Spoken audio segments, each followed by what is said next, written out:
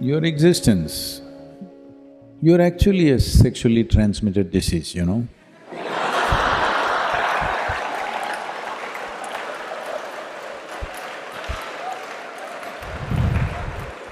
It is the basics of life, you are born because of that, I'm saying.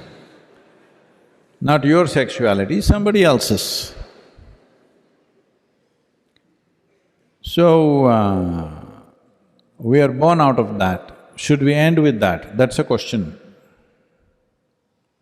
It is not about right and wrong, it is not about morality, it is about the limited nature of what it is.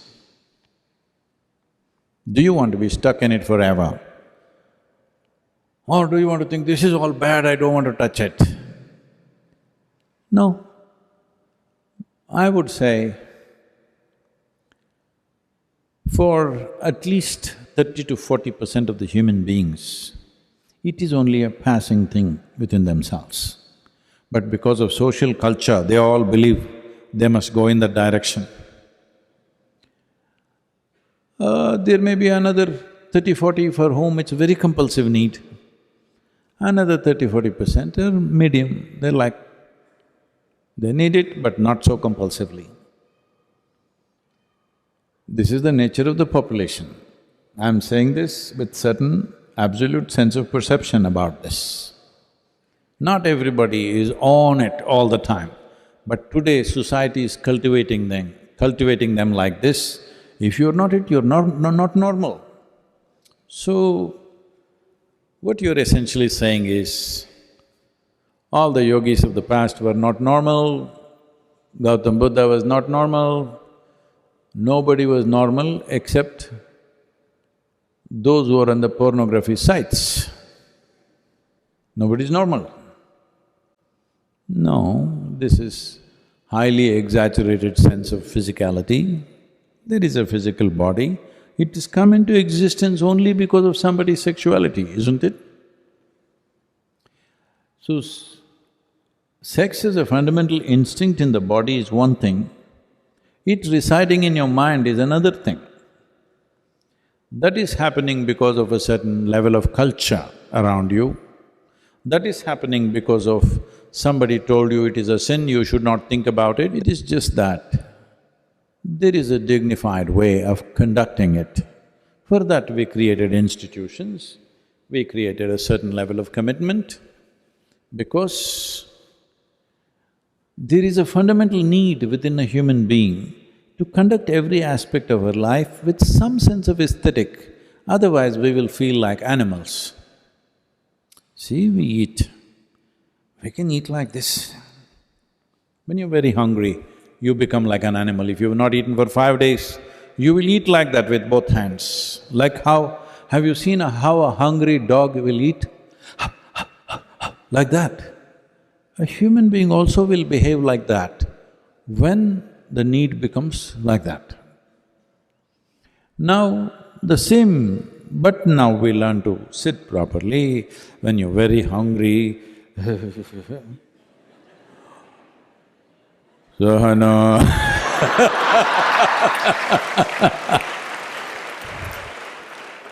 some brahmachari is showing you his lung power.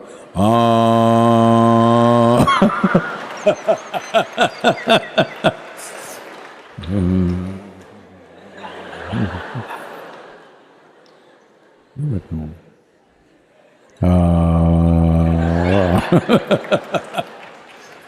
You would have done 3 ohms by the time he finishes om.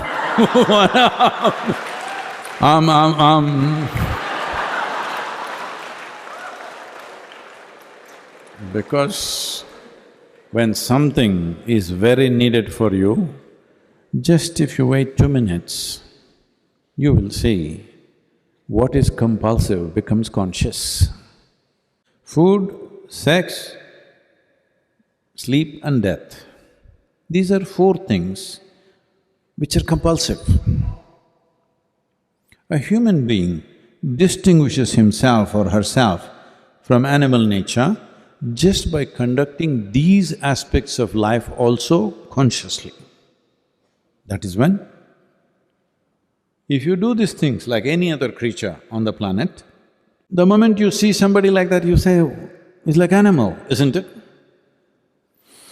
So, instinctually, there is a certain compulsiveness, but you have an intelligence which can make you conscious and conduct that aspect of life consciously. If you don't do that, then you see every day you're hearing about rapes and brutality and all kinds of things. It's the same desire he has that any other man has, but he cannot conduct it in an aesthetically correct way, in a dignified way, that his compulsions overtake his intelligence. So, first thing is, leave this nonsense about it being a sin, it being wrong, morality. That's not the point. The important thing to understand is the limited nature of what it is. There are many people who cannot stop eating. Hello?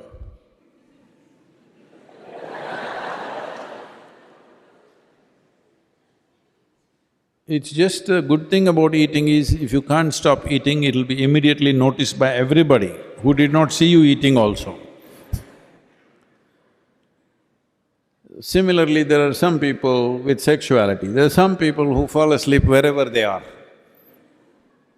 Satsang is a good place.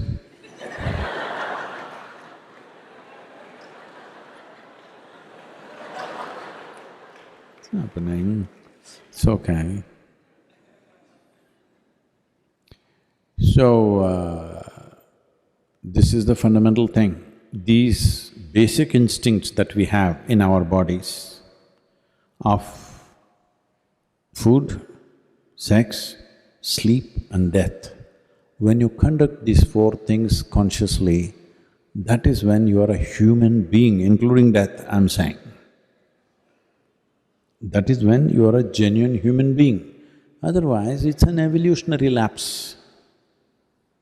So what can I do, Sadhguru? It's evolution. No, that is the whole thing. Once you become a human being, evolution is by choice. Will you evolve or will you not? When you were a monkey, you did not choose to become human, but once you become a human being, what kind of human being do I want to be is your choice.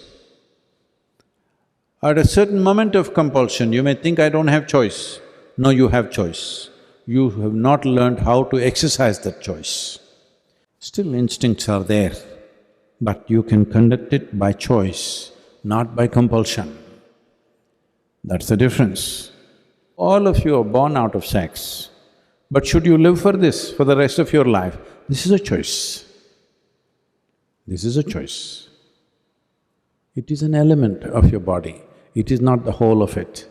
It is an element of who you are, it is not the entirety of who you are. Essentially, it is a longing. What we long for can be transformed, isn't it? When you were a child, you were longing for a peppermint. As you grow up, you long for something else. Right now, you're a young adult, you're longing for something. But longings keep changing, isn't it? This longing, will it change by the compulsions of time, or will it change by choice, by conscious choice? It is not about, you must give up this, you must give up that, you must become like this, you must become like that. There are also ways for that. That one who wants to transcend can transcend. It is not a giving up. If you transcend, you are free from everything. But the most important thing is, even when you're in it, are you a conscious choice or are you a compulsive animal? This is the thing, because the essential difference between a human being and animal is their instinctive reaction to life. We are a conscious response to life. Exercise that. It's all right, you don't have to feel guilty, you don't have to feel, oh, I'm sexually driven, so I'm not spiritual. You're driven, so you can make it into spiritual process. Instead of being driven, if you become the driver, that is the spiritual process. You want to be driven by something? or you want to be the driver? If you are the driver, that is the spiritual process. Namaskaram.